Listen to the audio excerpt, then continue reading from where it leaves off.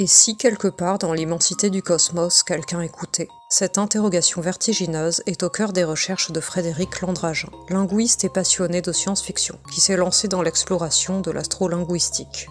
Dans son dernier ouvrage, Guide de communication interstellaire, il plonge dans ce champ de réflexion, aussi audacieux que spéculatif. Comment établir un dialogue avec une intelligence extraterrestre? Ce domaine, qu'il qualifie lui-même de marginal et peu scientifique, pose pourtant des questions fondamentales. Qu'est-ce qu'une langue? Existe-t-il un langage universel? Et comment transmettre un message à des êtres dont on ignore tout, jusqu'à leur existence même?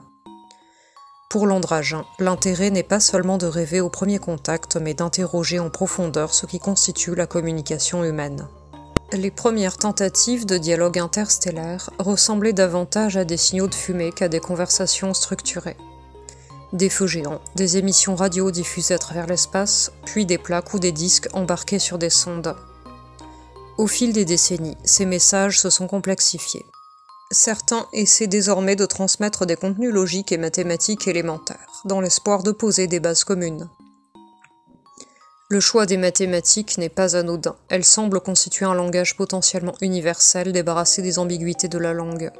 Mais très vite surgissent les limites. Aucun terrain commun n'existe entre les humains et d'éventuels extraterrestres, ce qui rend la moindre tentative de communication incertaine.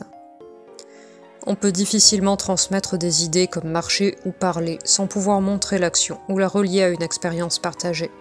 Contrairement à ce que montre le film Premier Contact, où la linguiste Louise Banks apprend la langue des aliens grâce à l'observation mutuelle, la réalité est plus austère. Sans images, sans interaction directe, la transmission d'un vocabulaire riche semble hors de portée.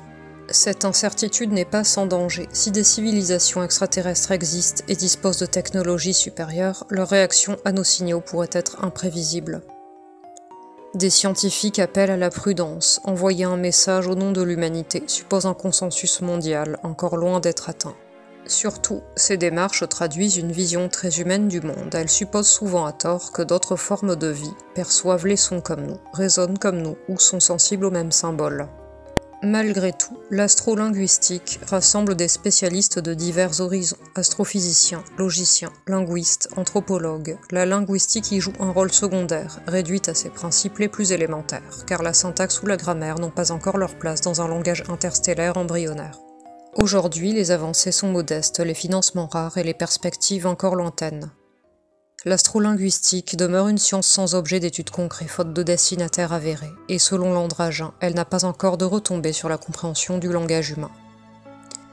Mais elle garde une force de questionnement inépuisable, car tenter de parler à l'inconnu, c'est aussi une manière de mieux se connaître soi-même. Bonne journée et à bientôt pour de nouveaux contenus.